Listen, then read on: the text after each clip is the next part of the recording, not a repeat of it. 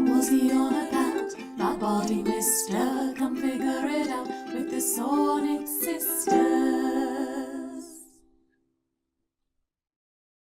Neighbours, Godspeed, and welcome back to the Fair Youth Chronicles. Sonnet Sisters. Sonnet 9 turned out to be a lot simpler than the last sonnet I looked at, which was sonnet number 7, but there are still some definitions and some themes that we can go into today, which will differ slightly from my first impressions. What is the meaning of this? First, let's look at the definitions of specific words. Consumst means to waste, use up, or exhaust, or expend. So in line 2, thou consumest thyself in single life. In your single life, you are wasting yourself. Mateless means mateless or widowed, which is a slight variation on what I took it to mean, which was without product or without child. Still takes on a double meaning because here it means continually, so the world will be thy widow and still weep in line 5 means the world will continually weep, but the double meaning or the bonus meaning in modern language is that even if you are trying to avoid this fate, the world will still weep. The word private here means individual or ordinary, which perhaps brings in this line, when every private widow well may keep, a streak of elitism and appealing to a noble subject. So we do know that these Fair Lord sonnets were commissioned for a noble young man, so perhaps appealing to his nobility by saying even the most basic, ordinary, common widow has the privilege of being able to look at her children and remember her husband. So would you deny me even that basic privilege? Don't I deserve even that? I think the use of unthrift and spend are quite important again, because perhaps this is Shakespeare bringing back the monetary imagery to convince this noble, perhaps monetary-minded subject. Eyes apparently meant a whole person or referred to a whole person. So in line 8, by children's eyes her husband's shape in mind, don't necessarily refer just to the children's eyes, it refers to the children's selves or their beings. The word spend in line 9 reminds us again of death and masturbation, which of course is one of Shakespeare's running messages throughout these procreation sonnets, that death and masturbation or self-love, love and sex without procreating should be viewed as leading to death or an early death or an unjustifiable death. In line 10 we have a really interesting definition because his apparently means its, and in the Elizabethan era people did not use possessive pronouns, so shifts but his place, for still the world enjoys it, so the his is referring to an object rather than the subject. Lines 9 and 10 jarred for me a little bit on first reading, and so they should do. They didn't seem to fit into the message of the poem, they felt a bit incongruous. And of course, this is where Shakespeare is providing his comparison to further his argument or to prove his point. The words look what apparently mean whatever, so in line 9, look what an unthrift in the world doth spend.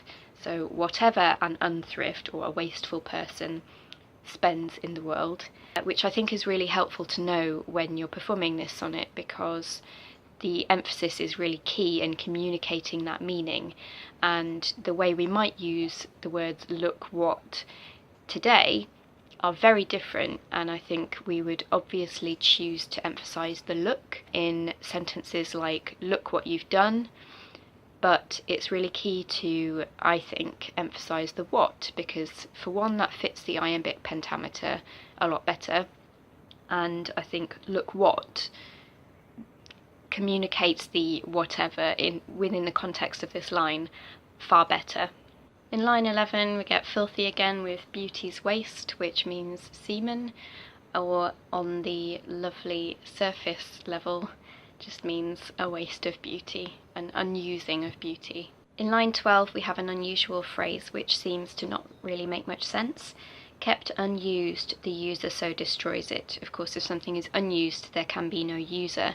So this is said to perhaps user be referring to the prodigal, the subject of the sonnet, the self-abuser, or perhaps the person who is in a position who is entitled to be the user, even if they choose not to use it.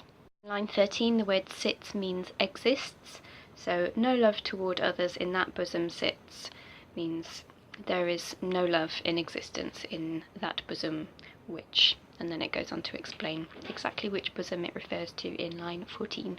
In the final line of the sonnet we have murderous shame, which is said to be the crime the subject is committing by not using his seed, by wasting his seed in masturbation or celibacy. I would argue he is committing this heinous crime against himself. He is killing his heirs. And there are a lot of notes about masturbation and wasting semen in the research you can do on the procreation sonnets, but I do think that the phrase kept unused in line number 12 does hint at celibacy as well, so it might be worth looking at these sonnets through the lens of celibacy.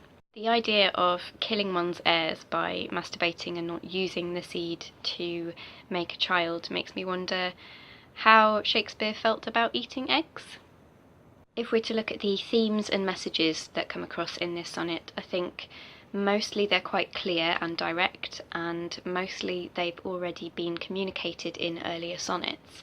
So there's this theme which is referred to online as impatient love, which I think is a very kind, very gentle way of putting it. I think it's quite clear that this sonnet is trying to convince the subject to have children. I think the tactics of this sonnet are quite interesting because it begins with a question which seems to receive an answer which the other sonnets don't. So, is it for fear to whet a widow's eye that thou consumest thyself in single life? Ah, well, if that's the case, let me tell you what a silly train of thought that is. The message is it would be a far greater tragedy to deprive the world of you having your heirs than just to upset one woman by saying no to her. Every private widow is quite an interesting phrase because it could imply that he could have children with every woman. He could leave many widows and they would still have this basic privilege of looking at their children and remembering him. So I know it's there to say even any ordinary widow can do this thing, and you're making it so that nobody can do that.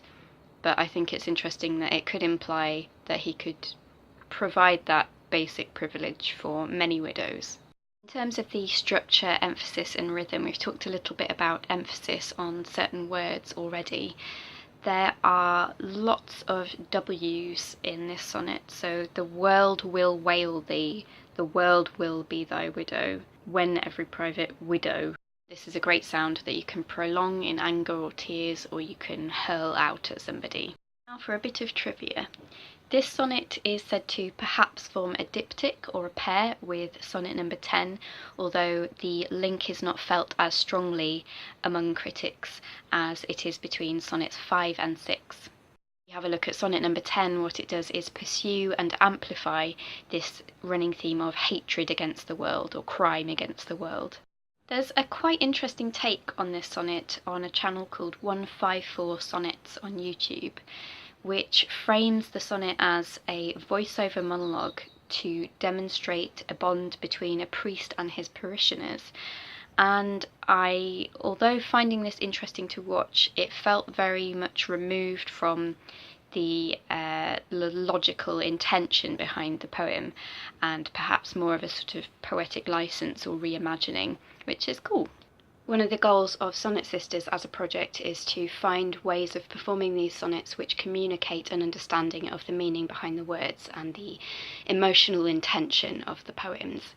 And with all that in mind, I'm fairly happy with my first reading of this sonnet, and I think that is where I'm going to take my performance of it. So if you haven't seen that, do go back and check out episode 9a, and I will see you for the performance on Saturday. Until then, rest ye merry.